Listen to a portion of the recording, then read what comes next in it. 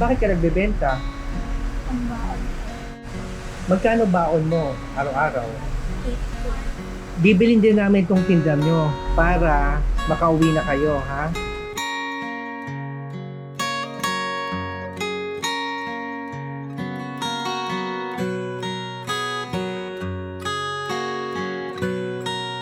Ilan taong ka na? 10. 10. Anong grade ka na? 4. 4. Okay.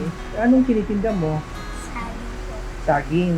Magkano yung saging? 3 20. 3.20. Bakit ka nagbebenta? Ang baon. Okay, pambaon sa eskwelahan. Magkano baon mo araw-araw? 8 Yung eskwelahan ba sa inyo, nilalakad mo lang? Sumasakit po. Sumasakay ka? Ilan kayo magkakapatid? 5 po. Kasi yung kasama mong nagbebenta palagi sa kuya mo. Eh yung tatlo mong kapatid, anong ginagawa? Anong ginagawa niya? Nag-aaral din ba sila? Hindi. So dalawa lang kayo nag-aaral. So araw-araw ba kayo nagtitinda? Sabado Linggo po. Pag walang pasok, hindi ka nagtitinda. Pag Monday hanggang Friday, nagtitinda kayo ng saging. Okay. So pagka nag-ano ka, anong gusto mo maging pagka naka-graduate ka ng high school? Teacher. Teacher. Okay. May bibigay kami sa iyo, ha. Bigyan ka namin ng grocery para sa inyo. Ito yung grocery.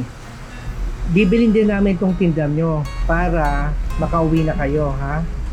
Okay ba sa iyo yun? Ha? Para makauwi ka na. Okay? Sana makatulong sa inyo yan, ha. Hindi mag-aral na mabuti.